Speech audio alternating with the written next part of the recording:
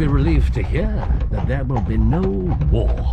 My dear Holmes. What's more, with a little tact and management on our part, nobody will be a penny the worse for what might have been a very ugly incident. You've solved it.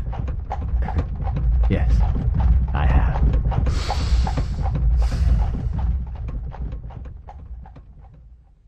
Mr. Holmes? Dr. Watson? Lady Hilda? Mr. Holmes, this is most ungenerous of you. I explained that I wanted to keep my connection with you a secret, and yet you openly come and visit me in my own house. Unfortunately, madam, I had no possible alternative. Indeed? Indeed. I've been commissioned to recover this immensely important paper. I must therefore ask you to be kind enough to place it in my hands. You insult me, Mr. Holmes. Come, madam. It's useless. Give up the letter. The butler shall show you up. Do not ring, Lady Hilda. If you do, then all my efforts to avoid a scandal will be frustrated. Give up the letter, and all will be set right. If you don't, you must inevitably be exposed. You're trying to frighten me. It's not a very manly thing to come here and browbeat a woman. Lady Hilda, won't you sit down? Excellent advice, madam. I will not speak until you do sit down.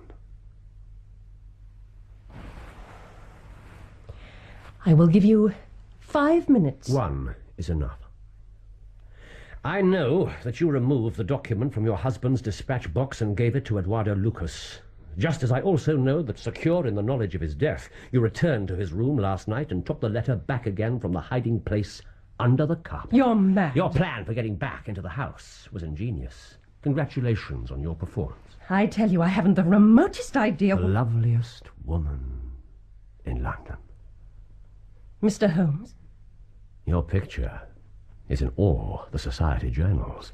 Most convenient. Constable Macpherson recognized you at once. Lady Hilda, we've no desire to bring trouble to you. Please be frank with us. It's your only chance. I tell you again, you're under some absurd delusion. Well, then I'm sorry for you, Lady Hilda. I've done my best, but it was in vain. Is your husband at home? No, I expect him at 1 with the Prime Minister. 10 minutes.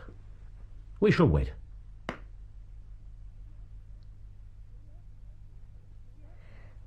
Yes, you're right. You're right in every detail. Though how in the world you found out? You can't know the relief to admit it at last. You may believe this or not, gentlemen, as you choose, but it was for my husband I did it. I'd cut off my right hand before I gave him a moment of sorrow. For heaven's sake, don't tell him. It would break his heart. Where is the letter?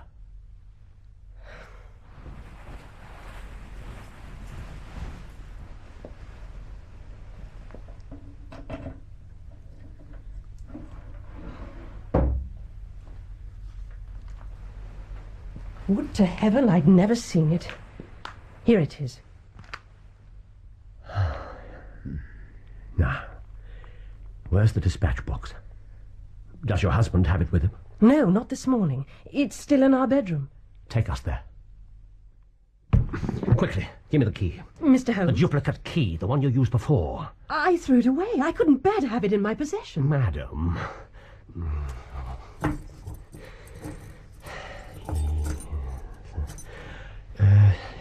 Watson. Holmes?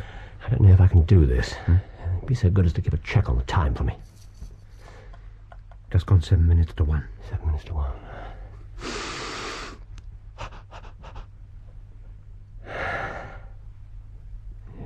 Very well.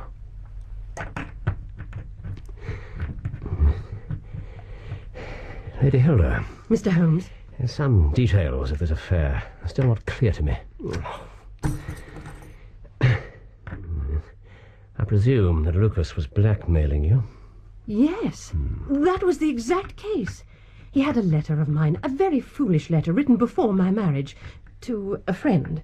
I meant no harm, but my husband would have thought it criminal. 6 minutes, Holmes. When Lucas contacted me, I thought he wanted money. I was wrong. It was to be an exchange. If I gave him Arthur's letter, he would return mine. I should dearly love to know how that man laid his hands on it. In cases of this sort, I'm afraid it's usually through someone on the household staff. I would have sworn to their loyalty. It's possible that Lucas had some hold over one of them.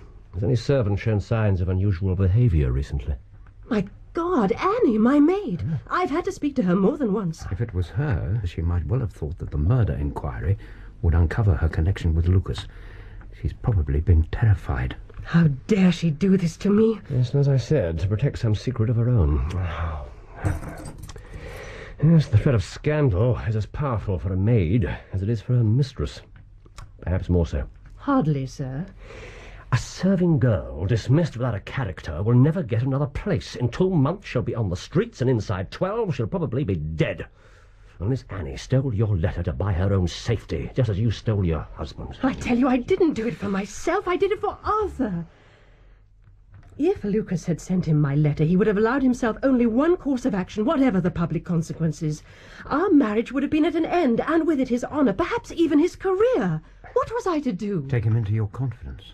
I couldn't. How did you get the duplicate key? I took an impression of my husband's. Lucas told me what to do. He had the key made. He arranged everything. He knew exactly when the letter would be there and what it would look like. Yes, he had an agent in the Foreign Office, no doubt. He boasted of it. Called the government fools that they could be so easily deceived. But he assured me that no harm would come to my husband, and I took the letter. It was simple. When you returned with it to Lucas? We made the exchange. It was all very formal. Then, as I opened the door to leave, it was like some fearful dream, a woman screaming in French. I turned away from her, and I saw Lucas just closing the secret compartment under the carpet. That's how I knew where it was. Then the woman pushed past me into the room, and I ran. I was happy. I had my letter. If I'd known what the future would bring. Clearly, your happiness didn't last long. The next morning, I realized that all I'd done was exchange one trouble for another. When your husband confided in you about the theft of the letter. Yes, his reaction was so terrible. I knew that Lucas had lied to me. The little you told me confirmed it. My husband's entire future, perhaps even the safety of the realm, was at stake, and I was the cause. All I could think of was getting the letter back. I was terrified that Lucas would pass it on, or sell it, or do whatever he planned to do. And then, presumably, you read of his death. God help me, I rejoiced at it. I knew that the letter must still be where he'd hidden it. All I had to do was get into that room. All. You succeeded brilliantly. Oh, I got the letter. But then I realized the truth. What use was it? I couldn't return it. I couldn't confess. I couldn't do anything. The whole thing had been in vain. No, Lady Hilda.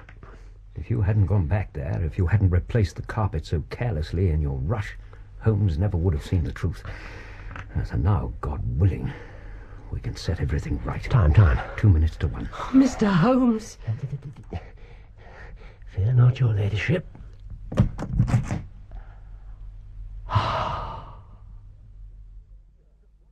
Mr. Holmes, sir, what you are saying is preposterous. I think not, Prime Minister. I am convinced that the letter has never left this house. Preposterous. If it had, surely it would have been made public by now. But why should anyone take it in order to keep it here? Thank you, Fenton. Here, if you please. I'm not convinced that anyone did take it. Then how could it leave the dispatch box? I'm not convinced that it did. Mr. Holmes, this joking is very ill-timed. Have you examined the box since the theft? No, it hasn't been necessary. Well, you may conceivably have overlooked it. Oh, impossible. I've known such things happen. I presume there are other papers in there. You're saying it could have got mixed in with them? Oh, this is ridiculous. Well, it's easily checked. Hope, Prime Minister. Now, letter from Lord Morrow, report from Sir Charles Hardy, memorandum from Belgrade, note on the Russo-German grain taxes, letter from Madrid, note from Lord Flowers. Prime Minister. Prime Minister! This is it. And the letter is intact. Hope I congratulate you. Mr. Holmes, you're a wizard. A sorcerer. How did you know it was there? Because I knew it was nowhere else. Hilda! Gentlemen, you must excuse me. Hilda! Hilda! Hilda, my dear! Mr. Holmes, Sir, there is more in this than meets the eye. How did the letter get back in the box? Where did you find it? Prime Minister, we also have our diplomatic secrets.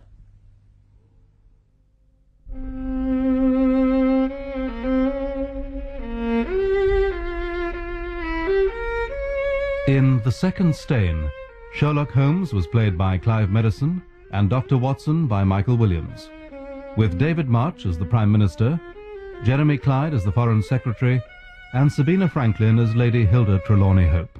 Mrs. Hudson was played by Joan Matheson, Inspector Lestrade by Donald G., Eduardo Lucas by Keith Drinkle, his valet Mitten by James Telfer, Annie Baxter by Melanie Hudson, Mrs. Pringle by Jill Graham, Constable Barrett by Matthew Morgan, and Fenton the Butler by John Fleming. Other parts were played by members of the cast. The violinist was Leonard Friedman. The Second Stain was dramatized for radio by Bert Coules and directed by Enid Williams.